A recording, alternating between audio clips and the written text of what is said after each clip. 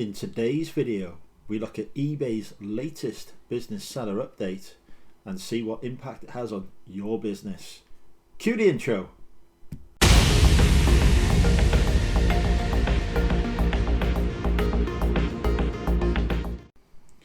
Hi folks, welcome to the channel. For those of you new here, my name's Andrew. I'm a part-time eBay and Amazon reseller and a mental health advocate. And in today's video, I thought I would go through the eBay Business Sellers Summer Update, which just dropped yesterday, and see what impacts, both good and bad, that this could potentially have on your business. So, we'll switch to future Andrew, who will do some in-depth analysis of the seller update and give my views on what it means. Switching over now. Okay, so here we are with eBay's latest business seller update. We've got somebody there representing diversity with their business selling all kinds of what looks like some kind of homemade spices. Anyway, nice picture. The update is split into three different areas. The first one is about growing your business with redesigned marketing and promotion experiences. Then they've got improved tools to help you run your business more efficiently, which have already been launched as far as I know. But sometimes you'll find in this update it covers stuff that's already been implemented, but just promotes that stuff a bit more for you. And then we've got optimize your business operations with the latest improvements and info, which is going to be a bit of a controversial section, but let's take it in turn. First of all, they're going to be doing an improved Seller Hub marketing tab interface with marketing and promotional tools to help improve your opportunities to give eBay more money, basically. They're basically revamped the marketing tab, which you can find in your Seller Hub. I haven't actually seen it change yet, so I think this is a change that is yet to come. It may have already come for some people and not for others. I know eBay likes to gradually implement these changes and test how it's going. They're trying to get you to sign up for a shop. And it says that last month they announced a redesigned marketing tab, and we can click on the link there and it should take us to that announcement. If my internet was quick, yeah, here we go. The new Seller Hub marketing tab is here. I literally haven't seen it change, but maybe it's here for other people, or maybe I've just not paid any attention at all. It says you can find what you need faster with streamlined navigation. When you land on it, it'll be simplified, more focused navigation to guide you directly to what matters most for your business. From the left-hand navigation bar, you can directly access your promotion summary page and find your buyer groups and social page. Okay, I've got to be honest, they're not all features that I use, but there's a summary of seeing all promotions at a glance. I might have a look into that later and see what that means. Might do some analysis on it on a different video. When I say later, I mean away from this video. So yeah, they've changed things. They're talking again about the different promotions you can offer. Some of these are actually good. Multi-buy, I use that quite a lot, and it just means that people buy more of the same item from you in return for a discount, but actually you're going to make more money because you're going to save on shipping costs and stuff like that, so it's a good thing. Sale events, I don't tend to use those. I find every time I do a sales event, my sales actually dip. But coupons, really good. I do use coupons quite a bit to give people 10% off full price and such like, and I get quite a high uptake on those, so definitely worth doing. And then there's offers to buyers. I've tried using that. I don't really get anyone using it. All the discounts are something I haven't explored yet, actually, so I might do in the future. And then you can inform your decisions with tailored recommendations, which means that basically eBay is going to push stuff to you, and it might not be the stuff you want. They always push advanced listings, which just doesn't work for people who have a lot of individual products. It does work for where you've got multiples of a product. I have used it successfully before to sell products where I've got, a brand new item and I've got like 100 of them, and there's a bit of competition. Promoted listing advanced does work for that, but by and large, if you've got individual items, don't use it, it doesn't work. I've tested it to death and it just doesn't work. I've even done it with eBay Promotions Manager and they came to the same conclusion. And it says there's more changes to come. Okay, great. Still need to work out what's there on the existing ones, but we'll come to that. This is a really good change, the next section. That basically you get access to Terapeak, or Product Research as it's now called, on your mobile.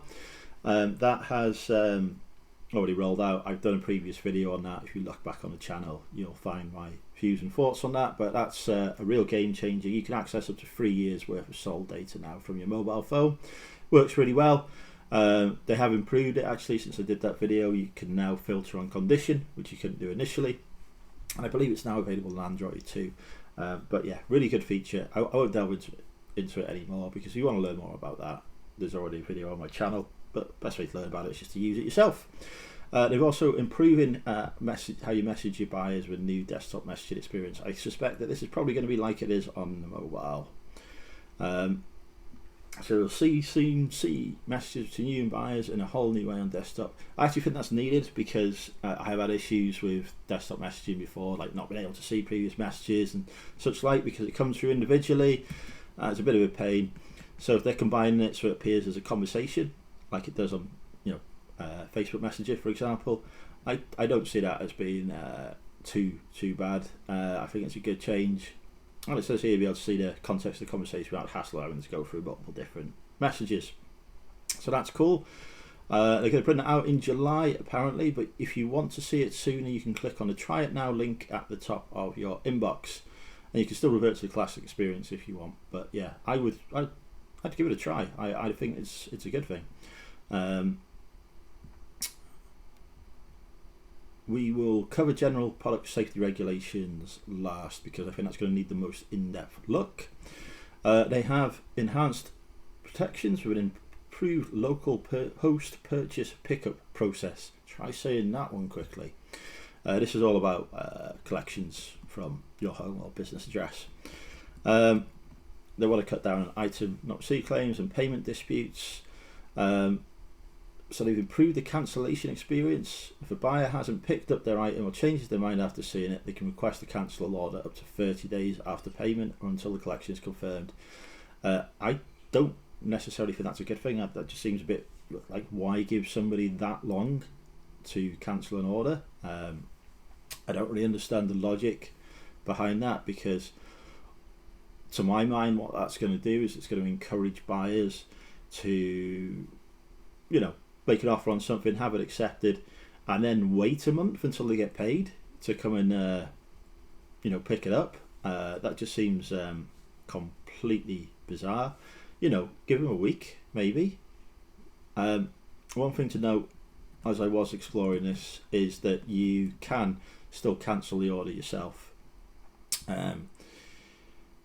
eBay is saying allow 10 calendar days, so 2 weeks from the payment for collection to be completed. If you can't make contact with the buyer, then you can consider cancelling it after that.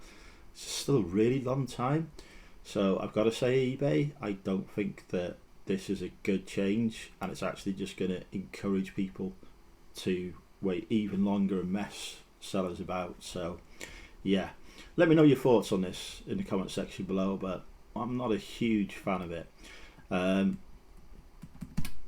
They talk about ways that you can confirm collection. You can use a collection code or a QR code. Definitely do that. I have had people before who wanted to collect something that is up on a buy it now. I don't have anything that's listed with collection, but if they say that they want to buy it on collection, I will change the listing and make it an option as collection only, and then they can come and collect it, and I will use the QR code, etc., to confirm collection. That is a good thing and a good way of doing it, and it works, quite well in my experience. But yeah, I don't like this 30 days to pay nonsense. That's just ridiculous. You have 4 days if it's a postal order. Why 30 just because you turn up to collect something? No, stupid change in my opinion. But moving on to a good change, they are making it harder for non-payment to occur, which in my mind is good. So they reduce the number of unpaid items. So basically, when you send out an offer to a buyer, they will need to complete payment in order to accept the offer. So they'll have to provide their payment details basically. So they click accept offer when you send it out. They've got to put their payment details in if they haven't already provided them to eBay. eBay will then take the payment, and then at that point the order will be marked as sold. If they haven't provided payment details and accept your offer, the item will still remain for sale until it has been paid for, which I think is a really good move. That lines up with Depop and I believe Vinted as well. Non-paying cases are annoying. It also means that on auctions, if somebody's putting in a bid on an item, they have to supply their payment method and postal address. If they win the auction and they realise that they've made a mistake with their details, they've got an hour to amend that. After that hour, eBay will just use the details that they provided. So basically, if you've got an stuff up for auction, you should get paid in an hour from it, which is really good, because like I've got a VHS here that there's a bit of a bidding war on, and the person who won the auction said they was going to pay in a few days, never did, and I lost the ability to be able to offer it to the second highest bidder as well. It wasn't letting me do it, so now it's had to go back onto auction, and I probably won't get as much money for it. So that is again a good change. What it doesn't say is whether any of this applies to global shipping transactions, because my biggest source of unpaid items, got one in a minute, is people who purchase through the global shipping program and then see how much the postage is after, even though it already says quite clearly when they accept an offer or make an offer how much the postage is going to be, and then decide not to pay and don't respond to any messages. That was really annoying. So eBay, this needs to apply to global shipping as well, and I really hope it does. Okay, so the final thing, and the thing that's going to have the biggest impact, well, I think one of the biggest impacts of all these changes on your business, is the general product safety regulations if you sell to buyers in the EU and Northern Ireland. And I suspect 90% of business sellers on eBay sell to the EU and Northern Ireland, either in the case of the EU via the global shipping program or via your own international shipping. And through Northern Ireland, of course, you can use Royal Mail or Yodel. You can also use Every, but they charge a lot more for the privilege. Other couriers as well charge more. Yodel and Royal Mail don't. So yeah, I sell quite a few products to Northern Ireland, to be honest, and you know, I sell quite a few products to the EU as well. The EU has rather helpfully announced some new regulations like this, you know, ones that actually make me think that maybe Brexit wasn't such a bad idea, to be honest. But anyway, we won't get political here. So there's new specific safety related information that businesses, so it doesn't apply to private sellers, it applies to us, must provide when selling to buyers in the EU and to Northern Ireland, because of course with the agreement that we've got in place with the shared border between Northern Ireland and Ireland, there are various different pieces of legislation that apply to Northern Ireland as a result. If you don't sell to Northern Ireland or the EU, then you don't need to worry about this, but I think most of us probably do.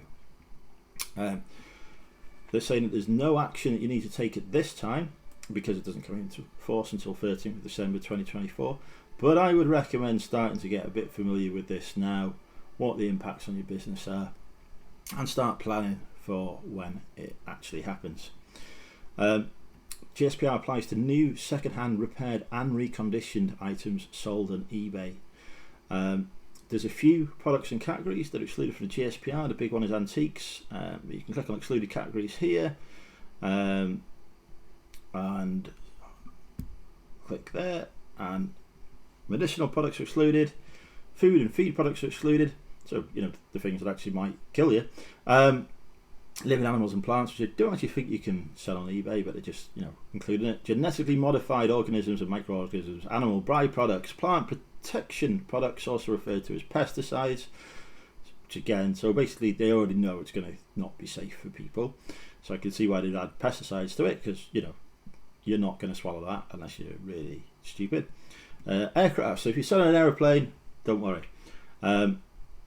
Travel equipment operated by a service provider to transport consumers. So a bus, maybe. Products that need to be repaired, reconditioned or recycled prior to being used and are clearly marked as such. So basically that's your spares and repair stuff. It doesn't mean, I've heard some people say, that it's fine because everything I'm selling is second hand, so therefore it needs to be repaired, reconditioned, recycled. No, it doesn't. If you're selling something in second hand and it's working, then it doesn't need to be repaired, reconditioned or recycled. So just be really clear on what that means. Does it apply to collectibles? Yes, it does. Doesn't apply to antiques, so that's anything over 100 years or more. Going to be really interested to do what to do with books on this, because to comply with the GSPR, you have to add lots of information. Product manufacturer's name and contact information. Now, if you're selling second-hand products and that company's gone bust, there isn't going to be contact information that you can provide.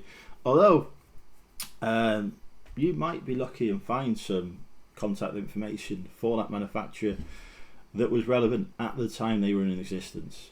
So what are you going to do? You'd have to put that in, aren't you? Any relevant product information like model number, pictures, type and CE marking.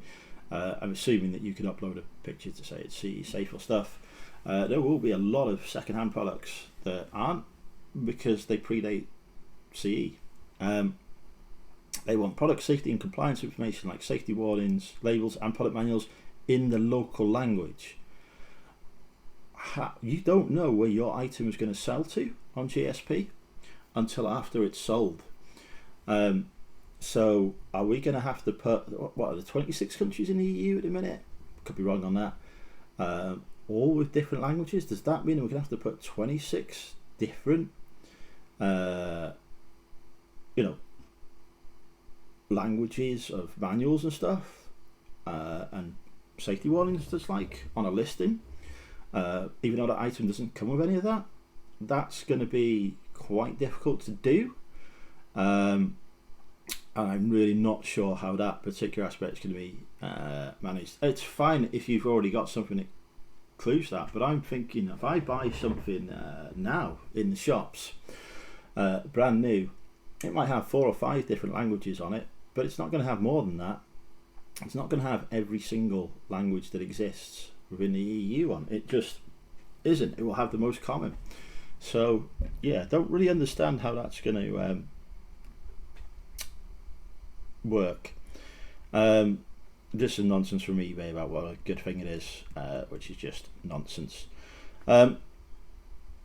At the minute, eBay are working on a new feature that's designed to simplify the process of adding this required information to one or multiple listings, and they're going to notify us in July. Yeah, I think that's going to be quite a challenge, and it'll be interesting to see what comes out in July. I wouldn't panic too much about this at the minute, because I think there's going to have to be, quite a lot of work on eBay's part, because a large percentage of what they sell is second-hand items that just won't have any of this documentation, etc. So it's going to be quite a struggle to do it, and I think they're going to have to take some kind of informed decision about what is mandatory information that has to be provided, and what they will accept isn't going to be possible to provide. But yeah, and as I say, particularly the global shipping program, where you don't know if your item is going to be sold in the UK. Actually, it's Great Britain, I should say, because obviously this applies to Northern Ireland. So you don't know if your item is going to be sold in Great Britain, where this legislation doesn't apply, or it's going to be sold in Northern Ireland, where it does. But as long as you supply the stuff in English, that's fine.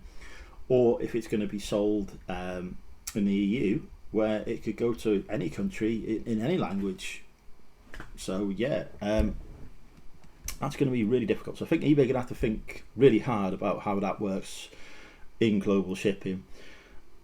it might even be the case that we have to stop selling to the EU or Northern Ireland unless we've got the required information. Because saying, where can I get this information? You can find on the product, there's packaging or any company documentation, and you could also reach out to product manufacturer who don't have this information. For a lot of us, that manufacturer just isn't going to exist anymore. And yeah, it talks about a responsible person. I'm not 100% sure if that responsible person is us as the seller or if it's the manufacturer. Well, it says who can be the responsible person. Manufacturer, an importer, an authorised representative of the manufacturer. So that's all the stuff that the manufacturer is responsible for. And yeah, we've got to try and find out who the responsible person is. One of the things that eBay says is that they are actually trying to work out how they can support people with finding the responsible person, which is good. I think what's happening here in this announcement is eBay are telling us that there's new legislation that we've got to comply with. They're telling us what this legislation applies to, and they're telling you what the requirements are to meet that legislation. What they're not telling us at the minute, and what will hopefully become clear over the next few months, is specifically what action we're going to take on eBay, what amendments we have to make to our listings, because they haven't developed the tool to support us with doing that yet, or they haven't rolled it out. They probably have developed it. So I would say be aware of this at the minute. Start thinking about how it could impact your business, and the fact that there might just be some stuff that you just have to accept that you can't sell in the EU or Northern Ireland, and you can only sell on the British mainland. Is that going to have a significant impact on your business? For me, it might be a few orders a week that disappear. It may well be that demand for those items on UK mainland is sufficient anyway to not make a difference. But I think it is going to lead to quite a bit of work to update listings irrespective of what happens, because just experience of eBay, they're probably going to make a load of stuff mandatory even if you're only going to sell it in Great Britain anyway. So yeah, it's going to be an interesting implementation of this. I don't view it as a good change. It is a lot of bureaucracy that is going to cause issues across EU for a lot of businesses, and it's going to impact on us if we are trading into the EU as well. So yeah, I don't actually view it as a helpful change. If it was me, I would say that I would legislate that second-hand electricals have to be safety tested before they're shipped to a customer, and you have to provide proof of that. So basically, you need to get something pat tested. You can do a pat testing course yourself. Doesn't cost a huge amount of money. Become a qualified pat tester, and then hey ho, you've tested it. The product's safe. If it's not safe, you sell it as spares and repairs. Job done. But just as an example of something that could be done. But this is just a massive catch-all thing that really probably should have just been applied to brand new items and not second-hand ones, where none of this stuff is going to apply because the legislation has come in after that item was manufactured. So it's just absolute madness, if you ask me. Anyway, we will wrap up the video, so we will switch to future me to wrap things up. So quite a bit packed in there. Video was actually longer than I thought it would be, so apologies if I bored anyone along the way, but that GSPR stuff is a bit of a game changer and not in a good way. Personally, I'm going to wait to see what happens, how things develop with it. I am going to have a think, but it's just things like books and stuff like that which now fall under this. Like, publishing companies go out of business all the time. Some books, like, you just can't get the detail from. They don't give that information. You're not going to find it on Google because it was like 80 years ago. Yeah, that's just it's not great. It's not something I understand a huge amount about though at the minute. I'm just going off purely what's on information eBay have shared. It does require a lot more research and in-depth study to really understand it, but whatever we understand about it, the key thing is, what are eBay doing? What are eBay making us do as sellers? In my experience, there will be stuff that eBay will ask us to do that actually isn't necessarily part of the legislation, but eBay have taken the opportunity to make some changes they want, piggybacking on the back of this sort of change. So that's likely to happen as well. I think it will make things harder in terms of selling to the EU and to Northern Ireland, but it's still something I want to do. I still want to sell to those marketplaces, so I'm going to see what exactly is required, what the kind of extra burden in meeting those requirements are, whether it's something I can do, or whether actually the time spent doing that means that I'm just going to switch off postage to Northern Ireland and the EU, because you can do that, and just not bother selling to those marketplaces.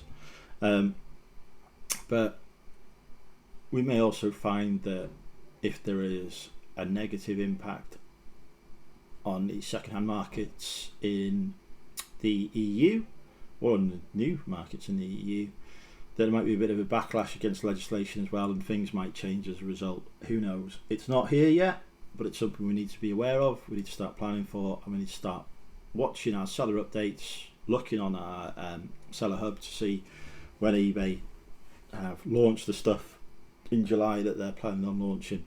Don't be surprised if it slips back a bit. Sometimes eBay finds stuff in testing that means they have to delay the rollout or something, so hopefully we'll get more details in July. But yeah, normally I end these videos with like a random word, but honestly that GSPR stuff has just sort of deflated me a bit. So I'd just like people to comment below on what their experiences and interpretation of the latest update are, and what you're planning to do about it. Are you going to take a wait and see approach like me?